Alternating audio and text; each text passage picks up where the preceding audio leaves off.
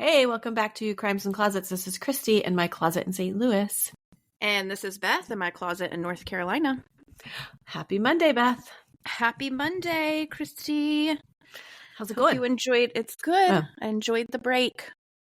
I know. It was so First nice. time we took it, it was nice. And it's nice to be back.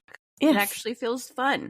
It does. And great. Does. And I'm happy to be here. I know. We literally just had the discussion about how what we're recording now is going to get us to whatever. And it's wow, it feels freeing that we don't have to jump on next week to record or whatever. Right. No pressure. Next week for us will be Thanksgiving. Yes. So we're recording the week before Thanksgiving. And then this will come out the Monday after Thanksgiving. Mm-hmm. So happy belated Thanksgiving to everyone. We sure are thankful for you guys. And I'm thankful for you, Christy. I am thankful for you. Thank you. I'm also thankful that Thanksgiving's over. I was just going to say, we just had a whole long discussion before we started recording about all the people and the things that are going to be happening in your house. Yeah, I will have hosted. Mm-hmm. I can't remember what the total count was, but it's something like 18 to 20. It's a lot of people. And I just was telling Christy that at 1:00 in the morning last night, I woke up in a panic thinking I needed to go count my forks because I don't have enough forks. And not only that, but there's people staying at my house. So it's I'm going to have to do breakfast, lunch, dinner. Oh gosh, you need to make your days. Overnight casserole thing in advance. I am going to do that. I am going to make my overnight casserole, a double batch of that. And then I was actually thinking Friday morning after Thanksgiving, we should go out. Go get a quick breakfast somewhere locally. Yeah, that would be nice. Yeah. So then I don't or have brunch to or whatever. Right. Yeah. So I don't have, but there's me. I think it's 7 kids total or six for sure, but maybe one extra. Anyway, there's gonna be a lot of snacks going on. I'm sure it's gonna be making all the lemonade and I got to get tea and it's a lot. Yeah, it is a lot. But we're thankful. I don't host like this every year. I haven't for 2 years. I remember why exactly. Very vivid memories. Would you of why. like me to remind you before the next time you attempt it? I know. So this is actually really funny. I was telling somebody this yesterday. It was my son's tutor. I was telling her about all the people that are going to be in the house. And she was like, wow, you weren't thinking at all. When I did it a couple of years ago, my sister-in-law, so Wes's sister, who I love, by the way, at some point I was washing dishes in the kitchen and, whatever. And everybody else was hanging out and laughing and stuff. And she came over to me and kind of put her arms around me and was like, are you okay? And I was like, I am kind of having an out of body experience. Honestly, I am here, but I'm not really here. I'm just floating in the air, watching all the chaos that's happening and taking note of everything that needs to be done.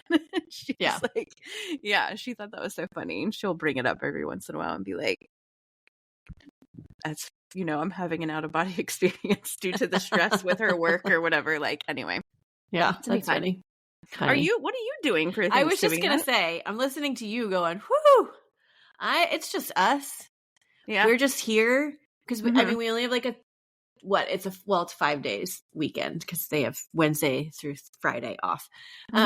So we don't typically go anywhere, but I'll make a ham because the kids don't really eat turkey, which is super easy to make.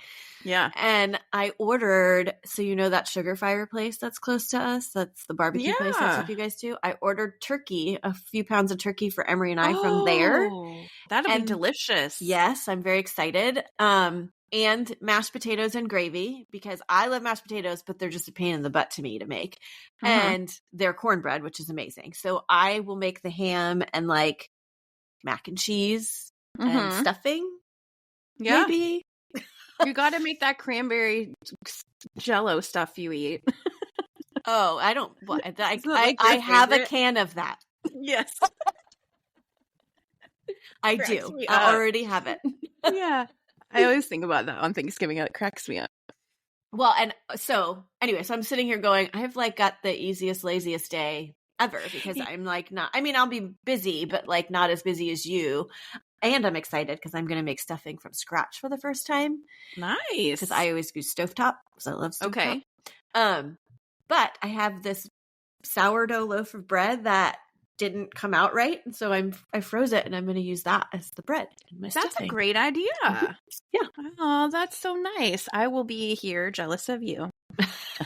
No, I'm very excited. I'm sure it's going to go great. Yeah. We're doing a turkey Olympics. I told you about this, right? Oh, yes. Yeah. You'll have to tell us all about that after, the next time. Yeah. I know. I will. I'm ready to write it down. That I have to tell you. Turkey Olympics. I'm going to tell you guys about the games that we played. We're really excited about. It's just silly games. Yeah. So there's like a solo cup game that's like musical cups and like this toilet paper race that you can do. And there's silly games, but the prize is amazing. I'll post a picture of the prize. Okay. It's hilarious. Okay. Yay! All right. Well, happy Thanksgiving. That's all. Now on to Christmas.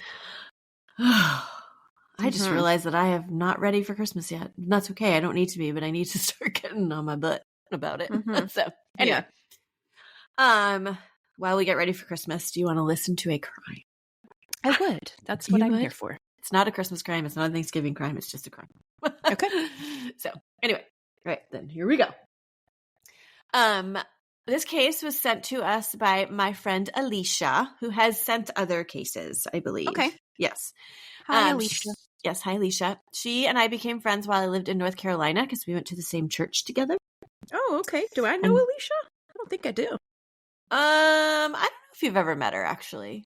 I went away one weekend into the mountains with her and a couple of ladies from like a Bible study group that we used to do together, like a mom's group we had.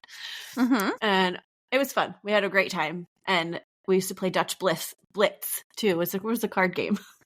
Okay. I've never heard of it. I know. And I haven't played since I left because it's like, I don't know anybody else that knows how to play it, even though I can teach. But anyways, it's fun. Fun times. She sent us this case because she went to school with someone involved in the case, and her mother worked with somebody involved in the case as well. Okay. I also, which I already told you this, got to watch a forensic files for this one. Okay. Which is fun because I also told you this part. That show cracks me up because it's like very serious, but also ridiculously corny at the same time. Yeah. Yeah. Like, is it still on? I don't think so because any forensic files that I see, because sometimes it's like on whatever, you scroll down the channels and there's like a row of them and they're like on some old like ID channel or whatever. And they are all so like from back in the whatever. 90s I feel like or they're whatever. all old. Yeah. Yeah. So unless they just, I don't think they still record them and they just do it in the same manner, but whatever. I don't think so. Anyway, I do love how they get to the forensics though. And it's like basically all about that part of the case, and so they're like quick little things and they get to the point. So anyway, okay. So today we're going to Montrose, Pennsylvania. Okay. This is a small town in northeastern Pennsylvania. It's about 15 miles from Binghamton, New York, which probably means nothing to anybody. Nope. Except for me. Well, it means it's on the border. It's basically, yes, that was my point. In 2023, Montrose had just under 1,300 residents. Okay. So it's small. Small. And at the time of the case, which was in 1976, I'm sure it was even smaller, Forensic Files points out that they only had one traffic light in town. Cute. Little tiny town. This is where Martin Thomas Dillon lives with his wife, Patricia, and two children, Michael and Suzanne. Martin was a 30-year-old lawyer with a promising future. Martin's father, Lawrence, which is funny, Martin Lawrence, like every time I say, like, no, it's not Martin Lawrence, but his father, Lawrence, I call him Larry, was the mayor of the town. Oh, cute. Yes. So this was a well-known, well-liked family. Mm-hmm. Pat was also a nurse at Montrose General Hospital, and she worked with Martin's good friend, Dr. Stephen Scher. Stephen had a wife named Anne. So these are all the people involved in this case. Okay. Martin's family had a property in Silver Lake Township, which was just about 30 minutes south of Montrose. And the property was called a hunting camp. And the name of it was called Gunsmoke. It felt like I was going into an old Western. Oh my gosh. Yeah. That's really funny. Yeah. I didn't really know what a hunting camp meant, but it was basically just land that people can go hunting on. So anyway. My dad used to go to this like hunting camp actually every Thanksgiving. My dad used to go somewhere. It wasn't like, I mean, it was every year. I don't remember when it was, but it was clearly like the same time of year because that's hunting season, right? Yeah. So he used to go all the time too, which was, I don't know. Anyway, but upstate New York. So anyway. Oh, I was going to say, maybe it was Gunsmoke. No, it's not Gunsmoke. I don't think it was.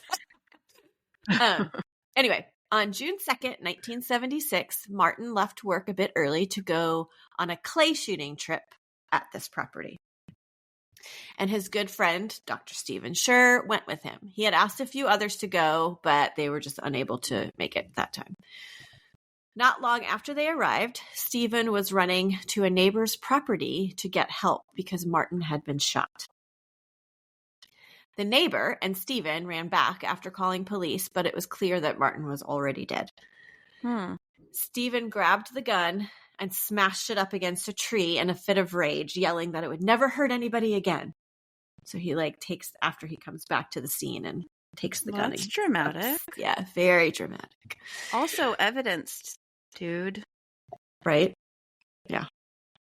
Once the state police arrived, Stephen explains that the two had arrived and were walking out to where they were going to go clay shooting when Martin saw a porcupine and grabbed the loaded shotgun out of Stephen's hand and went running to go shoot it. I don't know why you have to shoot a porcupine, but a minute or so later, he heard a shot. Stephen said he made some sort of joke about how he can't hit a barn from that distance or whatever, but whatever. Anyway, Stephen went to go find his friend, and when he walked up, he said he was a few hundred yards away. He saw Martin laying on the ground. He appeared to have tripped over an untied shoelace and shot himself accidentally with the shotgun. Wait a minute. He appeared to have tripped over an untied shoelace? He was like, oh no, his shoe's untied. He fell. Wow. Because nobody else was around. So he was like, that's the only have explanation. In a hole or... Well, I don't think there was a hole nearby. I know, it's suspicious right from the get-go. He stated that he rolled him over and attempted CPR before he ran to the neighbors for help. One of the officers at the scene took photos. Okay. And he made a few observations of the body. He said Martin's shoe was untied, but it was all laced up real tight around his leg. It was like a boot. And so he was like, if his shoe was untied and he had been running like that, it would have loosened up and it wouldn't be as tight around his leg. He also stated that it was weird that Dr. Scher performed CPR on Martin because the gunshot wound was dead center in his chest and went right into his heart. And so he was like, you're a doctor. You knew this guy was gone well before. Like, if you look at this, you're not doing CPR right there. Okay. This is where the gunshot wound is, and that he was dead. So he's like, all right, that seems a little strange, but the officers' observations were kind of ignored by the more senior officers because they were like, you don't know as much. Like, this is a clear accidental shooting, whatever. So the body was transported. Sorry, and it was what was the gun? It's a shotgun. Which is very big, and the barrel of the gun is long and far away. Yeah. The trigger is far away. How can you, that doesn't even... accidentally trip, have your arm all the way down to it, you fall on it and shoot yourself? Yeah, good point. Yeah. I should be on forensic files. You should be. Definitely needed forensic files for this one. I mean, they did actually. Okay, right. So the body's transported to the coroner and they ruled Martin's death accidental. They did? Yes.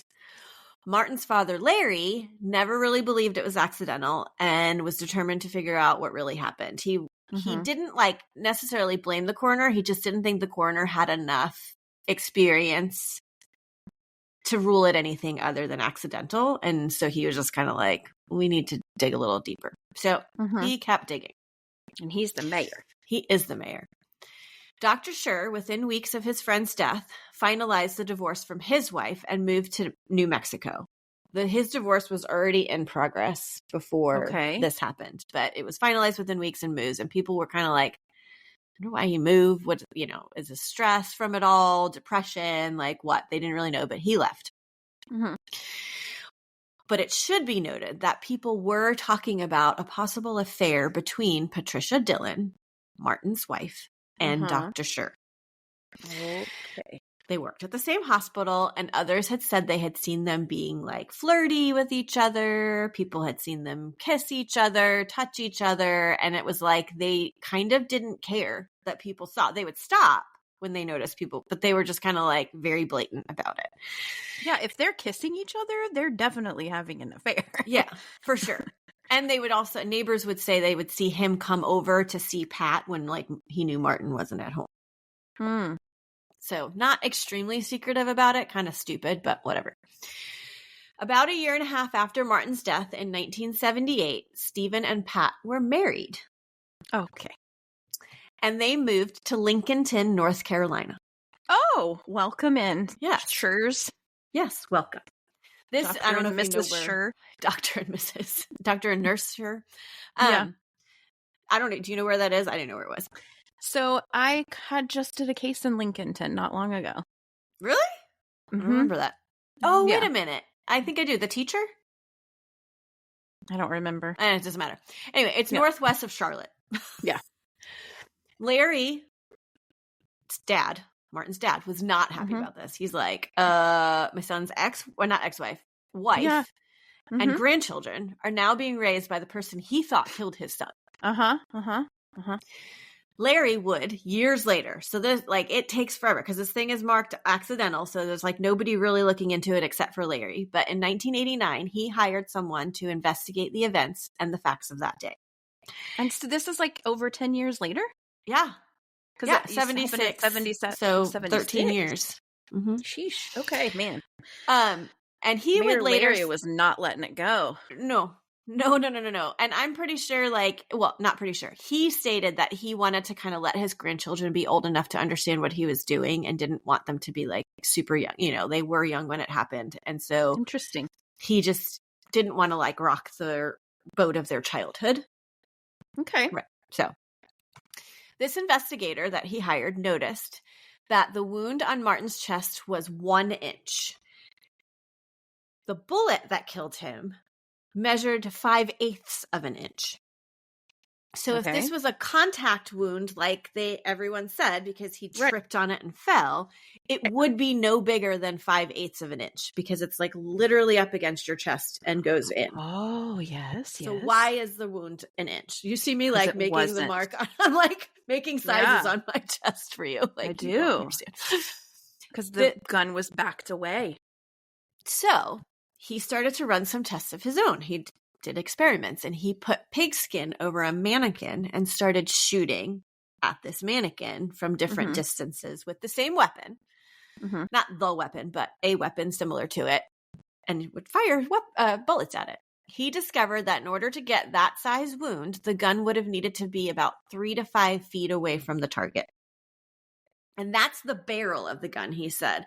So the trigger being further back, meaning this person's even further, maybe 5 to 6 feet back from the victim. In looking through the files, he notices that there is no gunshot residue found on Martin's shirt, which would have been if he was that close to it. And there was no blood found on the barrel of the shotgun, which would have been impossible if it's literally right up against his skin. And this is based on photos. Yes. Yeah. Okay. The evidence and like narratives that were written. So yes. So he doesn't have the gun anymore. He doesn't have Martin's actual clothing. Good question. I don't think so because this is a guy who's like been hired by dad. So I don't know that police gave everything to him. Good question. I'm sorry I didn't think of that to look into, but I don't think so. I'm pretty sure it was like based on photographs and stuff like that. My guess is if it's a closed case, they're not going to keep the gun. They're going to give the gun back to Dr. Scher.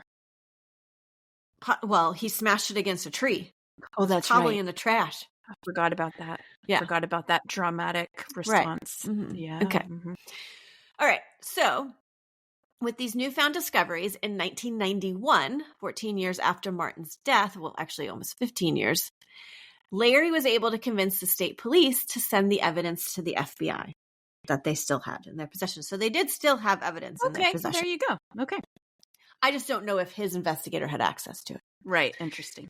FBI's experts analyzed the boots that Stephen was wearing that day, and they discovered, Dr. Stephen. Okay, yeah, okay. They discovered that there was a fine mist of blood on his boots, on the front of his boots, and they call that high-velocity impact splatter.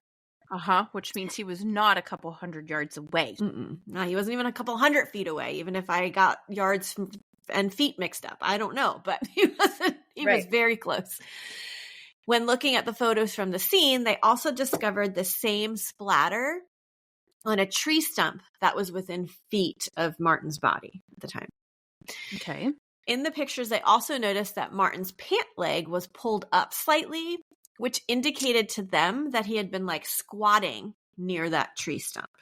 Because that's the only reason your pant leg would kind of like pull up a little bit. Oh, I was thinking maybe it got pulled up after he was shot so that his shoe could get untied. Well, that's not what they were indicating. Like, because they were like, if he was running and then fell, nothing would be just like his pant leg wouldn't have just pulled up. So they're thinking like, based on like what that story is, there would be no reason for his pant leg to be pulled up. So let's say that it was because he was squatting, since the tree stump had splatter on it too. Okay, in the pictures, sorry, I already said that. Further analysis finds that there's scalloping around the wound of his chest. Okay. So it's like this, like, you know what scalloping is. I always think of my scissors that used to scallop when I would do. Totally have those. Yeah. From, what is it called? Scrapbooking. Scrapbooking, yes, exactly. It was my favorite scissor. Okay, so this indicates that the pellets in the bullet had started to spread out before hitting his chest, because that's the only way it would make that. And scalloping does not happen with a contact wound because they don't spread out until they get, I guess, inside, or maybe they don't spread out at all. I don't know. I'm assuming it's inside. I don't know. You know how much I know about guns. Okay, so this gave FBI reason to petition to exhume Martin's body for a second autopsy. Okay. So on April 29th, 1995, Martin's body was exhumed, and they would determine that the gunshot came in at a 45-degree downward direction, which would not happen if he fell on his gun. Right. The bullet came from his right side, and went into his heart and into the left lung. This would not be the case, like I said, if he accidentally fell on it. On June 26, 1995, Martin's death is officially declared a homicide. Interesting. We know only one person was with him. Exactly. Dr. Stephen Scher and Pat Scher make a trip to Pennsylvania when this is declared to address these new developments. And there's a video of them, so I'm assuming it was like a press conference kind of thing, except they're like sitting at a kitchen table with their lawyer. And he's like, I had nothing to do with this. This isn't what happened. What I said happened is what happened that day, blah, blah, blah. They both deny the affair. They're like, our relationship didn't start until after his death, blah, blah, blah. And the lawyers basically are like, at the end of this, are like, hey, come after him. If you think he did this, come after him. Like, you have to prove this. And so they did. And he was arrested a year later. Blood on his boots. Yep. He was arrested a year later on June 20th, 1996. I think that may have been the day of my graduation from high school. It's a very familiar date. Anyway. So random that you're even. I know I graduated in June and it was 96. So. Okay. Anyway, his trial begins 21 years after Martin's death in 1997. Wow, that's amazing. Prosecution stated that they believed Martin recently had confronted Pat about their affair and told her that she needed to make a choice between him and Stephen. And Pat had agreed to end the affair with Stephen. Stephen, however, was known to be someone who would get what he wanted by any means. His ex-wife would come and testify against him, saying he was manipulative and controlling, and that she 100% believed he would do something like this.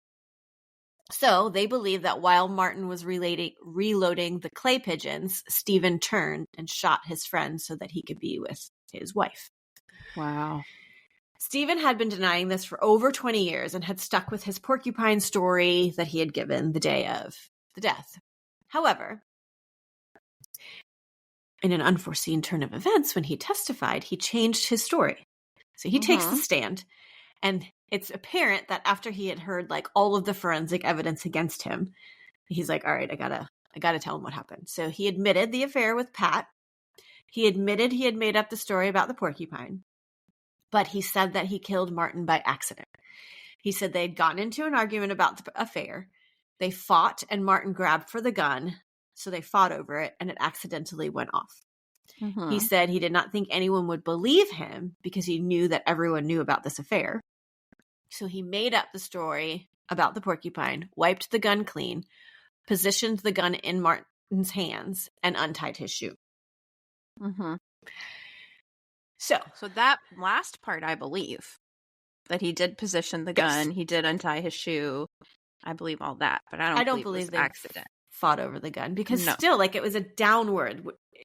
He was higher than Martin. So if you're fighting over the gun, you're more like even with the person, right? Like, I don't think there'd be any way that it would be a downward projection of that bullet. Anyway, I don't think the jury believed that either because they would take 7 hours to deliberate and would come back with a verdict of guilty of first-degree murder, and he would be sentenced to life in prison without the possibility of parole. And he had to be older at this point. Yeah, so I don't remember how old he was at the time, but I'm assuming he was around 30. So he's like in his 50s at this point that he's getting sentenced. He lived 20-something years. Yeah. He'd lived his life. He raised Martin's kids. Like, oh my gosh, that's bananas. And murdered their daggone father. Larry and Josephine Dillon, which are Martin's parents, were thrilled to have gotten justice for their son. I will say Larry would pass away in 98, so at least he lived to see the day that they got justice. Josephine would go on to live until 2017. Just under 2 years after he went to prison, the Pennsylvania Supreme Court would overturn this conviction. What? Yeah, so random. Stating that 20 years... the 20-year pre-arrest delay caused substantial prejudice to his right to a fair trial. Like, what? I mean, there's no limit on murder. There's no, like, what's that called? See? Perimenopause brain. Statute of limitations? Statute of limitations. Right. On murder for this reason. Because you could always come up with... Anyway. So this is what they said. In 2004, though, this decision was overturned and he was given a new trial in 2008. I'm so glad that Larry did not live to see all of this nonsense happen. Because could you imagine, like, having to go through this over? I mean, Josephine had to, but Larry didn't. And the children. Oh, yeah. Oh, yeah. So, I mean, they're adults at this time, but... The jury this time only takes 2 hours to deliberate, and they also find him guilty of first-degree murder. And he went to the state correctional institution to serve his sentence, and this is where he died at the age of 70 on August 9th, 2010, of natural causes. Okay, so I had questions this whole time that I researched about Patricia, because I'm like, did Patricia know? Like, did she know about his plan? Did she ever find out that he did this? Except for when he was convicted.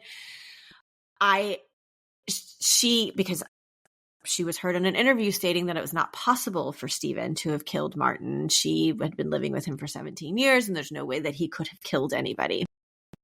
And the two would eventually divorce in 2008. So I'm assuming, like, once he got convicted and all that, like, there was like a strain in their marriage, even though he did get out. But somewhere before 2008, they were divorced. Couldn't find an exact date. I never did see any article that would state anything concerning Pat's knowledge of it. It's never, like, even addressed. Alicia and I were chatting about it, the person who sent this in. And both of us kind of were like, as mothers, we would like to think that she didn't know, since she allowed him to raise their children. Right. And Alicia said there was lots of speculation out there. And one was that she didn't know for sure, or possibly she just couldn't bring herself to believe that he would do it. Like maybe Yeah. deep down she did, but she wasn't like ready to be like, yeah, he did. Okay. Or maybe he told her the accidental story that they were fighting over the gun and it happened accidentally. And so she was like, okay, you didn't maliciously murder my children's but father. Still, could you imagine marrying somebody and still allowing them, even if it was an accident, like knowing that person killed their dad and then saying this is your stepdad and basically being almost the only dad they knew because they were young when it happened. Yeah. You know? No, I can't imagine. And I'll tell you this. Patricia lied all of those years about having an affair. Oh, yeah. 100%. In that interview, she was like, nope, our relationship started after his death. Right. And then he came out and was like, yes, we were having an affair. So we know she lied about that. Yep. Which means she's a known liar in regard to this particular thing. Right. But would she lie about this? I don't know. I hope she wouldn't to her kids. I hope she not. Wouldn't. Yeah. So I will say Alicia's mom worked with Dr. Scher. Oh. And in North Carolina? I'm assuming, yeah. Yeah, yes. okay. And Alicia went to school with their son, Michael. Okay. And are they okay? How are they? Well, how's Michael? I mean, I don't know at this point, like in 2024, but I will say that one of the other sad notes of this case is Martin's children, Suzanne and Michael, believed for years the innocence of their stepfather. Yeah.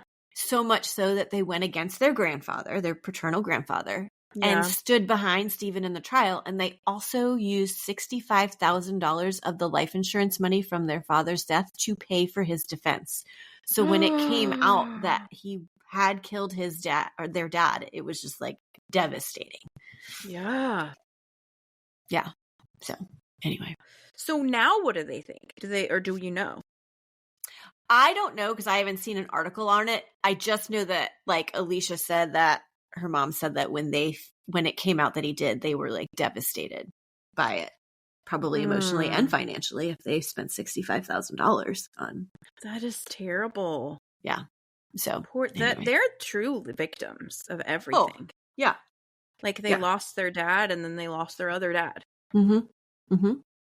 Exactly. So there you have the case.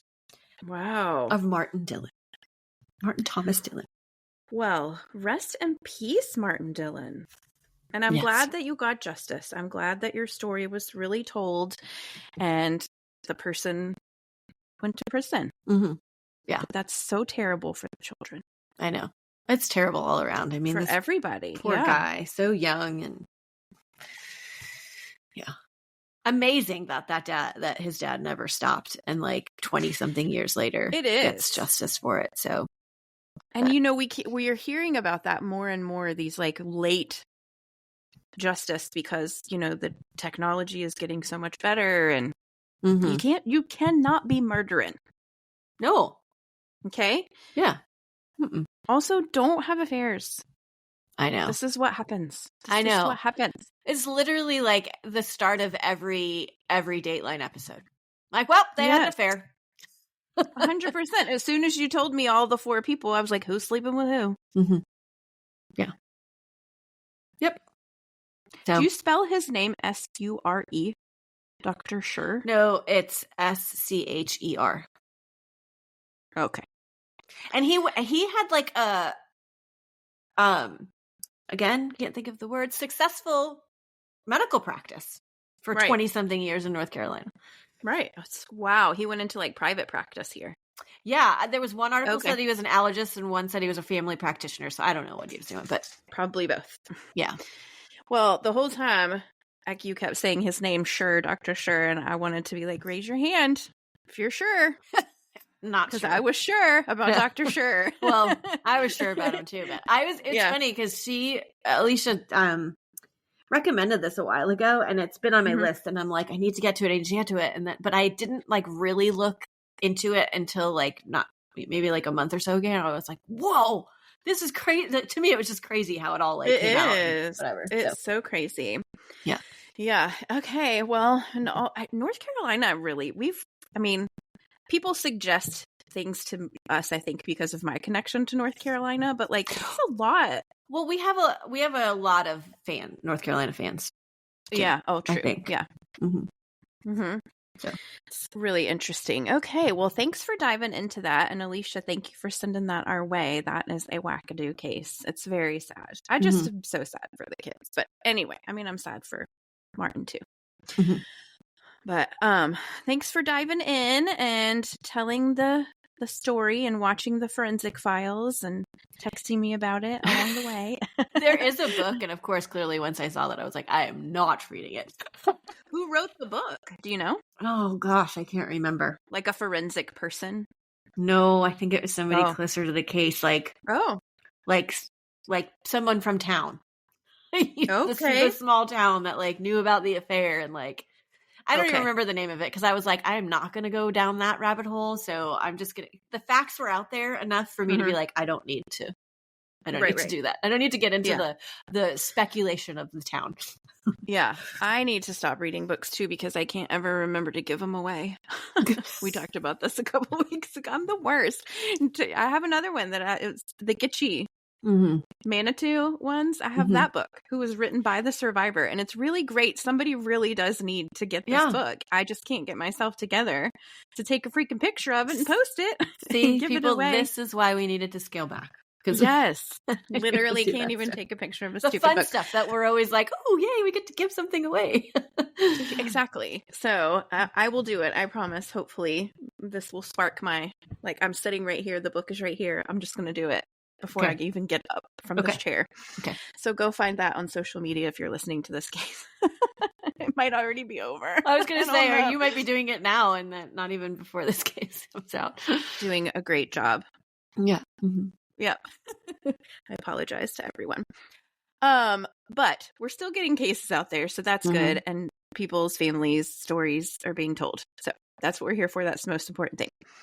And come find us on social media and interact with us. We definitely still love to hear what you guys think about these cases. And you guys always are sending in like that you agree with jokes that we tell or points that we make in the case. And it's always nice to. Oh, yeah. Somebody commented about the monkey. My monkey. The monkey shooting the Bernita. I know.